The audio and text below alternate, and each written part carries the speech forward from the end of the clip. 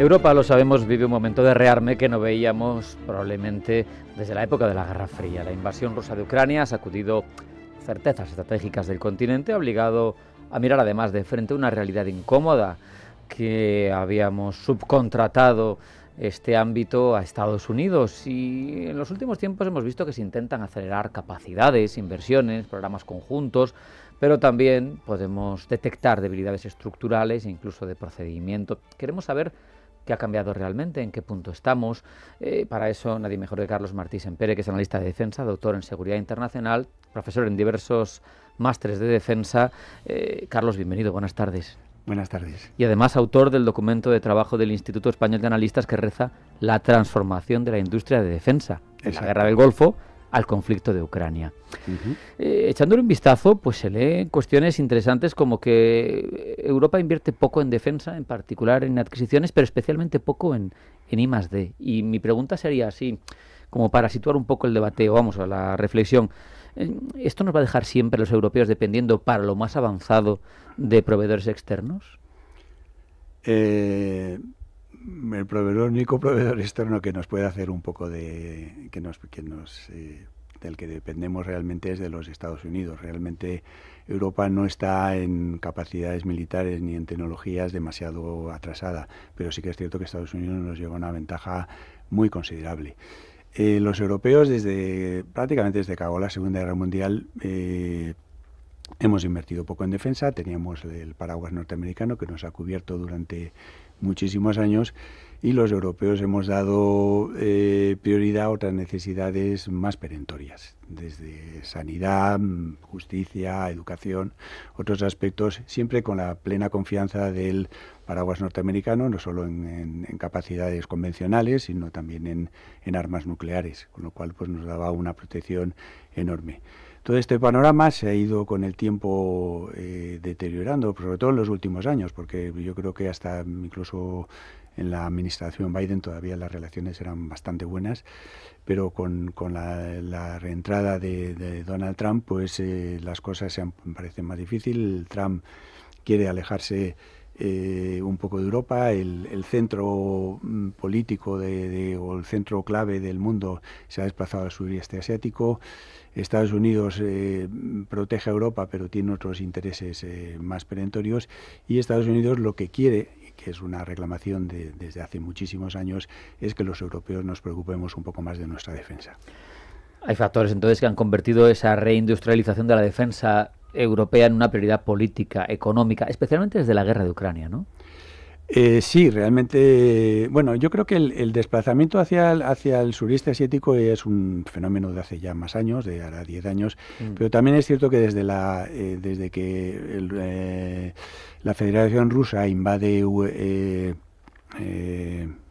Crimea. O en Georgia, incluso si te remontas más atrás. Sí, pero sobre todo la invasión de Crimea ya alerta a Europa de que las cosas están cambiando y están siendo más difíciles. Pero evidentemente ya cuando en 2022 se produce la invasión, pues el tema está todavía mucho más claro, que tenemos a un enemigo muy cercano, y los europeos un Estados Unidos con Donald Trump que quiere que paguemos esa factura y que quiere que ayudemos directamente a Ucrania y que esa factura no la pague al 100% Estados Unidos. ¿Qué ocurre? Que la ayuda a Ucrania requiere un esfuerzo de guerra sin precedentes en Europa. Es decir, el armamento que se fabrica en Europa era un armamento que se fabricaba fundamentalmente para tiempos de paz. Ahora, en tiempos de conflicto, en tiempos que hay que hacer entregas muy rápidas y masivas de ciertos armamentos y ciertos equipos, pues Europa se ha encontrado que no tenía esas capacidades disponibles. Los tiempos de producción de munición a los que haces alusión, de blindados, de sistemas complejos, parece que son un cuello de botella. ¿Se reduce poco a poco esa lentitud estructural o la industria todavía va por detrás de lo que las urgencias estratégicas nos van dictando? Vamos a ver, hay una serie de...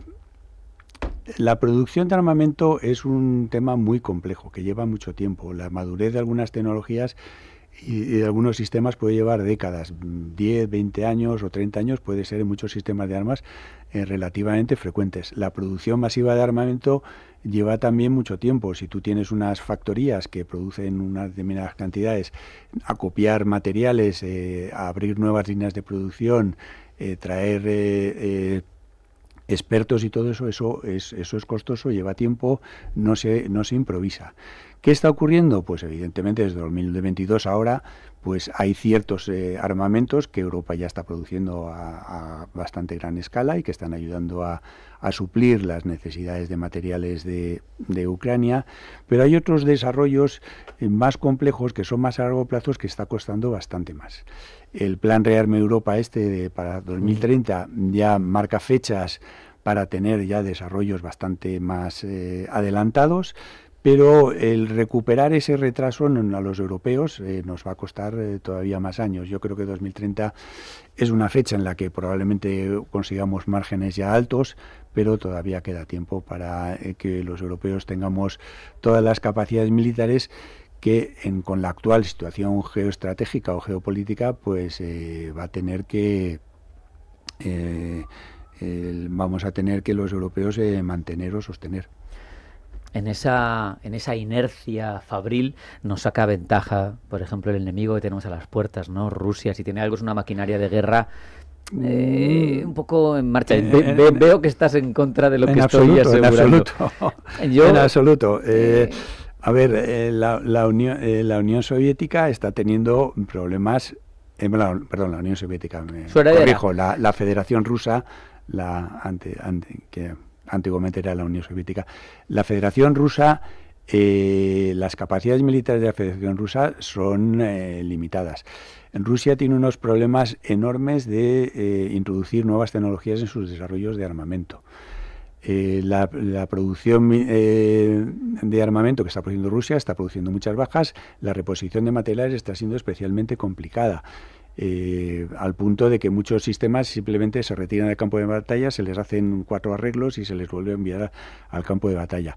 Evidentemente los rusos han desarrollado más capacidades de producción, están haciendo grandes esfuerzos, consiguen las tecnologías que necesitan para algunos sistemas de armas, las consiguen comprando a través de terceros países, en parte en China, pero otros países intermedios, pues a través de ellos compran los materiales a Occidente y luego los revenden a la Unión Soviética, a la Federación Rusa, me disculpo otra vez. Entonces con eso van los rusos, se van apoyando y pero están teniendo también serios problemas. No pensemos que, igual que tienen serios problemas de personal para llevar al conflicto armado. De hecho, el hecho de que hayan venido norcoreanos indica también problemas de personal severos, no es problemas de personal únicamente de sistemas de armas o capacidades, equipos y sistemas, sino incluso de personal. La guerra está teniendo un desgaste considerable, está haciendo mucho daño incluso a las infraestructuras civiles de la Federación Rusa. Es una guerra compleja y que produce muchos daños y produce muchos costes. De hecho, la economía rusa no podemos decir que vaya especialmente bien. Entonces no tendríamos que estar tan preocupados como nos quieren hacer ver algunos ministros del este de Europa y jefes de Estado Mayor que hablan de que en 2030 vamos a tener una agresión a un país OTAN por parte de Rusia. A ver, es muy difícil hacer predicciones sobre el futuro. Eso siempre lo ha sido ahora y siempre. Totalmente. Entonces, que pudiera hacer la Unión Soviética algunos eso, pues podría ser, pero parece difícil. Quiero decir, el hecho de que Rusia no esté consiguiendo barrer a las tropas ucranianas indica que las capacidades de la Federación Rusa no sean especialmente elevadas. Si la Federación Rusa quisiera entrar en Polonia, quisiera entrar en Rumanía, quisiera entrar en otros países, yo creo que también tendría serios problemas. Otra cosa es que también la Federación Rusa tiene armamento nuclear que podría utilizar, pero usar armamento nuclear es muy complicado, podría tener represalias muy difíciles y muy, sobre todo, dificilísimas de controlar. Quiero decir, podría hacer una escalada en el que el mundo nos redujéramos prácticamente a cenizas. Usar ese armamento parece difícil. Pero bueno, podría seguir la guerra híbrida que está haciendo, de mandar drones ahí a los aeropuertos, hacer daño a Europa, hacer noticias falsas, las famosas fake news, en fin, enredar un poco, pero yo no veo una Rusia de Putin con capacidad de hacer severísimos daños a la Unión Europea. Carlos, tú vinculas el rearme, la capacidad de rearme europea a la competitividad industrial. ¿Tiene Europa capacidad ahora mismo para competir globalmente con gigantes como Estados Unidos, como China, como Corea del Sur en la industria de defensa?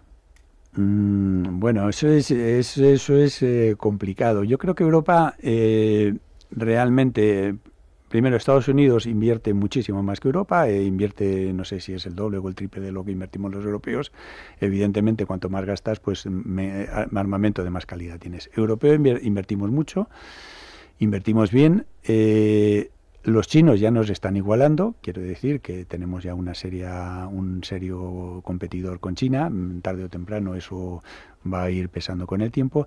Y una Federación Rusa pues que todavía está por detrás de Europa. Entonces, sí tiene, durante la Guerra Fría, la Federación Rusa hizo desarrollos importantes, pero la Federación Rusa tampoco tiene unas capacidades militares impresionantes que puedan hacer preocuparnos. En cualquier caso, hay una OTAN que estaríamos con el apoyo de los Estados Unidos, que hace muy difícil que...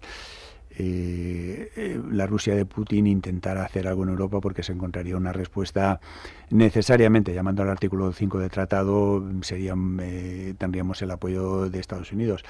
Yo creo que Trump, sobre todo, lo que pretende es que los europeos paguemos algo más de ese gasto militar, pero yo creo que no al punto de abandonar Europa. Yo eso lo veo más improbable. La industria reclama previsibilidad de demanda, ¿no? Contratos a largo plazo, porque así se garantiza la capacidad la posibilidad de ampliar su capacidad. Y yo te pregunto, ¿crees que los gobiernos que tanto están hablando en cumbres últimamente han cambiado su mentalidad en este sentido? A ver, yo creo que los gobiernos lo que sí que han hecho, se han dado cuenta de que tienen que subir el gasto militar, mientras la situación geopolítica no mejore. Pero imaginemos que dentro de unos meses se llega a un acuerdo con Ucrania, cesa la tensión, pues es muy posible que también los dirigentes europeos volvieran a repensarse sus presupuestos. Si la situación continúa, pues probablemente los europeos sigamos gastando en defensa, y probablemente por bastantes años. Yo no soy optimista en que este conflicto acabe demasiado pronto, pero bien pudiera ser, y sería aplaudible, y todos nos alegraríamos. Pero en esos plazos, pues bueno, los europeos vamos a tener que seguir gastando e invirtiendo, y vamos a tener que seguir ampliando nuestra industria, y las naciones, pues bueno, van a ir reforzándose, vamos a seguir gastando dinero en I+D, nuestros sistemas de armas van a mejorar y nuestras capacidades militares van a aumentar. Al final, la autonomía estratégica lo que parece que nos requiere, que nos exige, es proteger unas cadenas de valor de la industria, ¿no? Dominar tecnologías críticas, invertir más en I+D. La dependencia tecnológica, al final, Carlos, parece tan peligrosa, no sé si más, como la dependencia de suministros. Si no eres capaz de estar a la última, no vas a desarrollar las mejores armas, ¿no?, que te protejan. Bueno, tienes que... A ver, el conflicto armado siempre ha sido una lucha por tener los mejores medios. Eso va a ser así ahora, o sea, lo era en tiempos de Grecia y era en tiempos de Roma, y lo sigue siendo ahora. Quiero decir, el que tiene mejores métodos tiene una cierta ventaja frente a tus adversarios, que en un momento determinado puede ser determinante. Las guerras no se ganan por la mejor tecnología, no siempre se ganan por la mejor tecnología. Las guerras se ganan por muchas más cosas, por una economía que apoya a ese gasto militar, por unas fuerzas armadas bien preparadas, por un deseo de la sociedad de no verse supeditada a otras naciones, etcétera, etcétera. un avance tecnológico es importante, tener buenas tecnologías es importante. Las tecnologías, pues a veces se comparten, a veces se compran, a veces se comparten. Hay tecnologías que, bueno, pueden ser muy críticas y puedes tener una dependencia importante. Si tu socio que te da esas tecnologías es fiable, pues tampoco hay tanto problema. Si tu socio no es fiable y te niega esas tecnologías, pues la cosa se puede complicar. ¿Conviene ser un poco autónomo? Pues yo diría que sí, conviene ser un poco autónomo. ¿Exagerar esa autonomía? Bueno, los europeos hemos vivido 50 años con una dependencia de Estados Unidos que nos ha ido muy bien, ahorrándonos dinero y dedicando las cosas para otras cosas. Cuidado, porque esa dependencia depende de los casos. Pero bueno, tener unas buenas tecnologías en tu país y tener capacidades productivas, pues sí es siempre interesante. El presidente de Italia, Sergio Mattarella, hablaba de ese periodo denominándolo como el vasallaje feliz de Europa respecto Correcto. de Estados Unidos. Para terminar, Carlos, hemos visto que hay una ventana política que se puede cerrar, lo apuntabas tú en una de tus reflexiones. Si cambiaran las circunstancias, pues igual esa ventana política se cierra antes de tiempo. Entonces, si la transformación industrial en el ámbito de la defensa no culmina hacia donde tiene que ir, ¿en qué escenario nos vamos a encontrar? Me refiero, ¿vamos a depender siempre ya de forma permanente de Estados Unidos? ¿Vamos a ser vulnerables estructuralmente, perder capacidades de disuasión? ¿Hacia dónde vamos a ir si esto no culmina bien? Si esto no culmina bien, pues bueno, seguiremos, vuelvo a decir, si tú gastas 100 y Estados Unidos gasta 200, pues evidentemente Estados Unidos va a liderar. Si Estados Unidos gasta 200 y la China gasta 400, pues en 20, en 30, en 40 años los chinos se convertirán en el líder mundial y tendrán capacidades que incluso los Estados Unidos temerán. Entonces, es que eso es así. Si los europeos, pues mientras gastemos lo que gastemos, si gastamos menos que otras naciones, pues nunca seremos líderes. Que los europeos haya una voluntad de gastar, que nuestra economía tenga tan superávit para gastar en eso, pues habrá que verlo. Habrá que verlo. Yo de momento me quedo, que he leído un discurso del jefe del Estado Mayor del Ejército de Francia, Fabián Mandón, que ha hecho hincapié en todo lo que tú decías, pero también ha dicho que, oye, que por ejemplo los sistemas como el SAMP-T, que es la alternativa al Patriot europeo, que los ucranianos lo prefieren al Patriot. Vamos a terminar en positivo y vamos a hablar de posibilidades bien a futuro de los europeos. Sí, no, a ver, los europeos tienen muchas cosas buenas. Quiero decir, el que en Estados Unidos nos superen algunas cosas no quiere decir que nos superen en todo y que nuestro armamento no pueda desplegarse con éxito en el campo de operaciones. Así nos vamos a quedar con esa reflexión. Carlos Martí Sempere, muchas gracias por estar con nosotros. Un abrazo y hasta la próxima. Hasta la próxima.